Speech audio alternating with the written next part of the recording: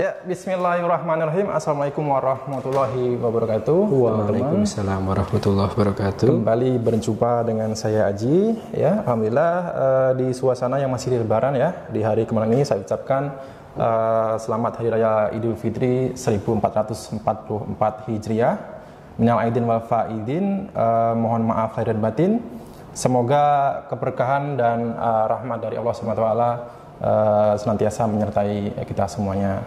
Alhamdulillah saat ini saya bersilaturahmi kembali dengan sahabat saya Ustadz Asep Sultan Saputro. Ya, sebelumnya kita sudah pernah membuat video membahas tentang Saifuddin Ibrahim, yakni di mana Saifuddin Ibrahim ini adalah seorang murtadin yang juga mantan pengajar di Ma'had Al Zaitun ya. Sekali lagi saya sampaikan bahwa sahabat baik saya ini adalah mantan alumni Pondok Pesantren Al Zaitun ya.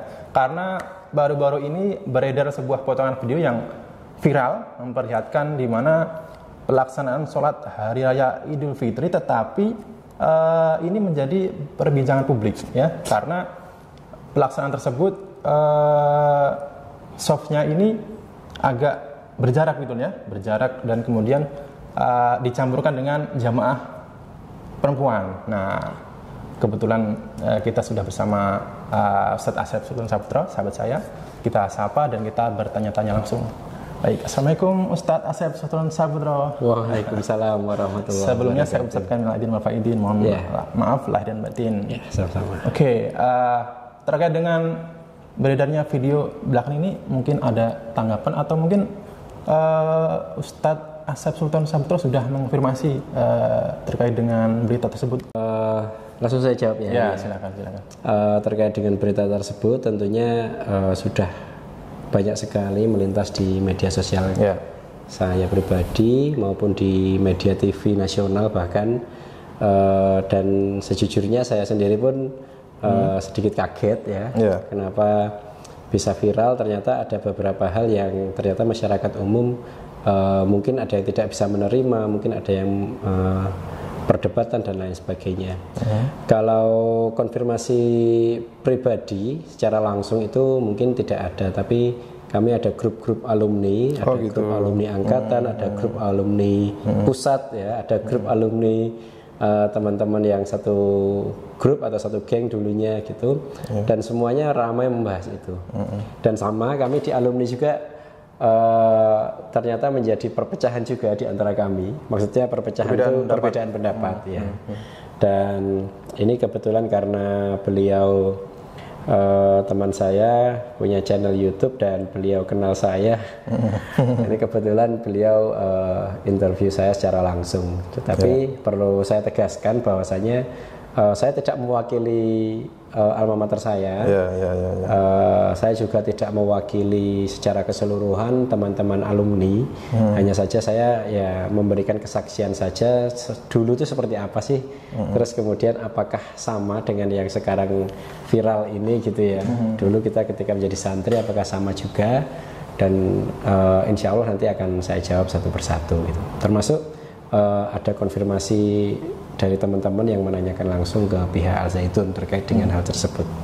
Gitu tanggapan awal dari saya. Ya, jadi pelaksanaan sholat Hari Raya Idul Fitri ya dengan soft yang tidak saling berdekatan itu, apakah memang pada hari tersebut saja dilaksanakan seperti itu, atau memang sebelum-sebelumnya hari raya sama seperti itu pelaksananya? Kalau dan soft, alasannya apa begitu? Kalau soft itu yang pertama soft yang masih berjarak ya. Masih berjarak. Soft yang masih berjarak itu kebetulan di Al Zaitun itu kan santrinya lumayan banyak. Ketika COVID menyerang itu memang semua langsung diinstruksikan untuk ditutup, semua akses untuk masuk dari orang luar ditutup.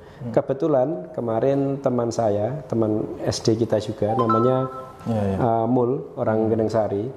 Ternyata dia sekarang tinggalnya di Purwakarta. Anaknya SD, 2 anak disekolahkan di Al Zaitun, di MI Al Zaitun. Dan beliau cerita bahwasanya ketika melepas anaknya masuk ke pondok itu memang jauh dari pondok lokasi perpisahannya. Jadi mungkin dari gerbang itu sekitar berjarak 1 kilometer. Anak-anak dibawa ke bis langsung menuju ke pondok, orang tua masih jauh dari pondok, itu udah melepas karena saking itu ya menjaga protokol itu ya, protokol COVID itu. Nah, berimbaslah kepada tata cara beribadah, soft tidak boleh saling berdekatan dan lain sebagainya. Dan itu masih diberlakukan sampai sekarang meskipun pemerintah sudah mencabut itu. Tapi karena pondok sendiri, kalau yang informasi yang saya dengar, mereka masih berhati-hati terhadap COVID ini, maka mereka masih menerapkan protokol itu. Jadi secara internal saja mereka masih menerapkan protokol COVID. Itulah kenapa softnya masih berjarak. Bahkan itu sajadahnya milik sendiri satu-satu. Iya, betul-betul. Jadi alasannya karena memang masih menerapkan protokol kesehatan. Protokol kesehatan. Karena khawatir akan terjadi lagi COVID ya. Iya, benar sekali. Nah, jadi intinya perbedaan tata cara sholat ini bukan berkenaan dengan perbedaan aliran, perbedaan masa begitu ya? Jadi karena memang masih menerapkan protokol kesehatan. Tapi kenapa yang jadi pertanyaan ada satu jamaah wanita yang dicampur di situ? Nah itu. Berikutnya tentang itu ya. Dulu ketika kami masih santri di sana, itu kita sholatnya masih di Masjid Al-Hayat nama masjidnya. Belum di masjid yang baru, yang kalau yang viral ini kan nama masjidnya Masjid Rahmatan lil Alamin. Kalau kita dulu masih di Masjid Al-Hayat karena Masjid Rahmatan ini belum jadi dan belum bisa dipakai. Seingat saya dulu kita sholat normal saja seperti baik itu sholat 5 waktu, sholat Jumat maupun sholat Idul Adha ataupun Idul Fitri. Karena kebetulan santri ketika Idul Fitri ini sebenarnya perpulangan. Tapi kalau Idul Adha itu mereka sholat di masjid juga, jadi tidak pas perpulangan. Saya kira ketika Idul Fitri pun saya pernah berlebaran Idul Fitri di sana dan tidak pulang gitu. Tata cara sholatnya itu yang perempuan di depan itu kan panggilannya kita santri itu biasanya manggilnya Umi. Umi ini beliau adalah istri dari Syekh Panji Gumilang, pimpinan pondok. Begitu. Beliau itu biasanya duduk di soft putri dan bagian paling depan biasanya kalau dulu. Kalau yang sekarang duduk di depan hingga sejajar dengan soft putra itu, kalau saya baca di penjelasannya, Umi ini kan sudah sepuh ya usianya ya, dan itu permintaan Syekh sendiri untuk beliau sholat di situ.